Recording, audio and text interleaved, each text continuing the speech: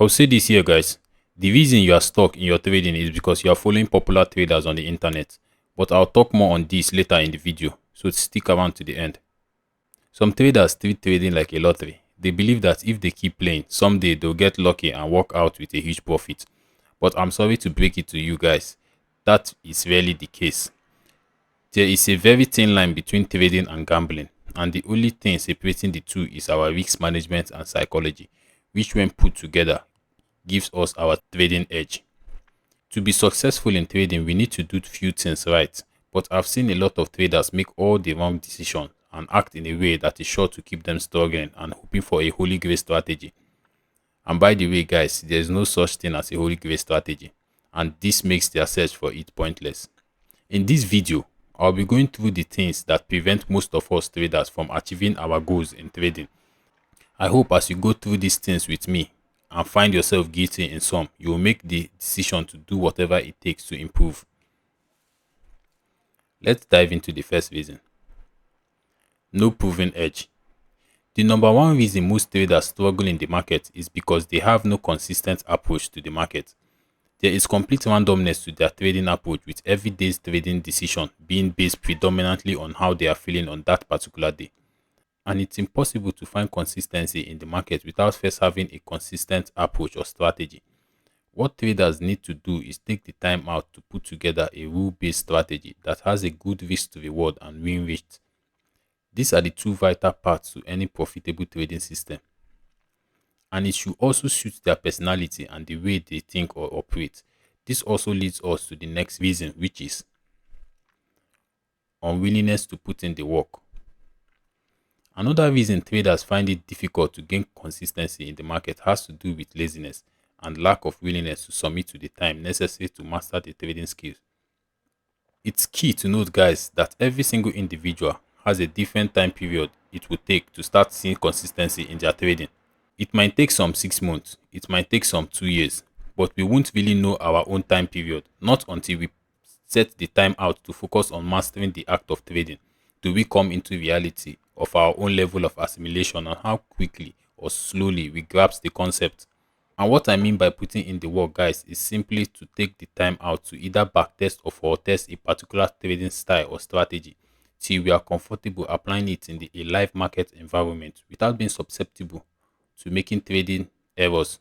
The reason it's more better to start out with a live market is because we are involving our emotions from the onset, and by doing that, we will be able to train ourselves to control our impulses and emotion during trading. Whereas starting out with a demo account doesn't involve our emotion, and it isn't the right environment to build the character and emotional discipline needed to be a consistent trader. Being emotionally disciplined in trading is good, but it isn't the only area we need to be disciplined in. And the next reason will tell us more. Lack of discipline and patience. The superpower of a consistently profitable trader lies in their ability to be disciplined and patient in the face of market uncertainties. They know when to engage with the market and be actively looking for trading opportunities. And they also know when to stay out of the market and sit on their hands to avoid placing dumb trades out of boredom or any emotional impulses. Discipline plays a huge role in trading success because it keeps us on the right track by following our trading plan, which is like a roadmap to achieving our trading goals and gaining success in trading. Without discipline, we won't be able to take the right action that is necessary to attain long-term success, and without patience, we will make a lot of impulsive decisions which could derail us from moving towards our long-term trading goals. It is very important to set realistic goals, guys. The Goldilocks rule states that human experience peak motivation when working on tasks that are right on the edge of their current abilities. Not too hard, not too easy, just right. For example, if a person feels they have a chance to achieve a particular goal if they give it the effort and focus that it needs, they'll be motivated to try and work towards achieving that goal. This sets the stage for the next reason. Unrealistic expectations. Most traders in their first year of trading come up with an overly optimistic and usually unrealistic goal of driving around their neighborhood with a sports car. And it's safe to say that we have all been guilty of this, even myself included.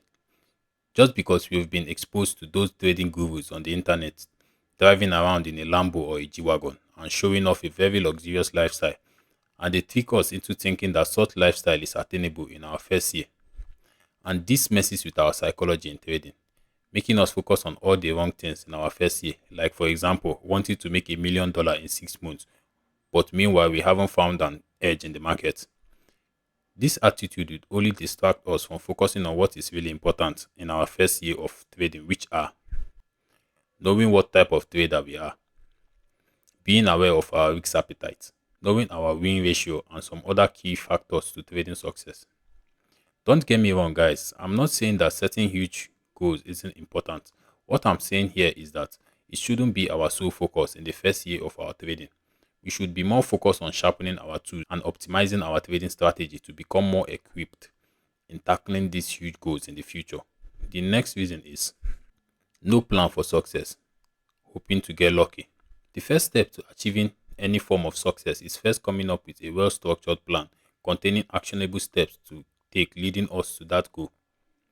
And trading isn't any different. To attain success in our trading, we need to have a well thought out plan for reaching our trading goals. I've seen many traders hoping on making huge money in trading, but they don't have any plan on how to go about achieving that goal. They are just hoping to get lucky in the market one day. That is a really bad approach, guys, and we need to change it to increase our odds in attaining success in trading. The next reason has to do with tracking our progress. No journaling. Tracking our trades can't be overemphasized, guys. It is the only way to know exactly what areas in our trading we need to improve on. The importance of trade journaling is so massive because it gives us clarity, and being able to think clearly about our trading system is a sure way to gain success and improve immensely in our trading. But I've seen traders who avoid journaling because they feel it's boring and a waste of time. But if you ask such traders what lessons they got from their last trade outcome, or what reason influenced their decision to get into a trade or get out of a trade, you will notice that they have no single idea on why they had the loss that they had or the win they had on their last trade. And you will come to the understanding that this individual approached the market with all form of randomness, and they don't have any records of their random behavior in the market to become aware of them, which gives them the illusion that they have nothing to work on or improve on. Tracking our trade is very important, guys, but most people still decide not to, which can be seen as a sign of laziness. The next reason has to do with psychology. It has been said countless times that trading is more of a psychology game than strategy. Some will say trading is 80% psychology and 20% technical, but I would say psychology plays a huge part in trading success and also in trading failures, because most traders haven't come to completely accept the concept of uncertainty and probability that is involved in trading. Is this lack of submission to probability that makes most traders make a bunch of trading errors because they feel they know what trades are going to make them money, what trades would result in losses, and this attitude only causes lots of pain and fear towards the market because you will feel threatened by it. We need to prevent ourselves from such emotional stress by completely accepting the uncertain nature of the market. The next reason has to do with aversion to losses. Just like the previous reason, this is also as a result of psychological issues. Traders find it hard to accept that losses are a normal part of trading, just like they are also normal to every business out there. And what traders need to do is treat losses as a business expense and build a system to manage and mitigate its effects, which is where risk management comes in. And we'll talk about that in the next reason. The reality is that most of trading will involve losses. There is no way around this, guys. Just imagine having a strategy that gives you a 50% win rate. What this means is that half of the time you will lose money, and it's totally fine because the other half that you win, you end up making double or triple the amount you lost, which would assure your profitability in the long run. So what traders need to focus on instead is their risk to reward ratio, meaning how much they lose when they are wrong and how much they make when they are right, and make sure they make at least twice the amount they lose. And also focus on their win rates, which means how often they are right. Guys, only by combining these two factors effectively, we'll have a massive game changer in our journey to trading success. The next reason has to do with poor risk management. The only way for traders to become comfortable with losses is if they have an effective risk management approach. But the reality is that most traders don't pay much attention to managing risk. They are more focused on making huge profits in the market and as a result exposing all their account balance to permanent losses in the chase of that one shiny object.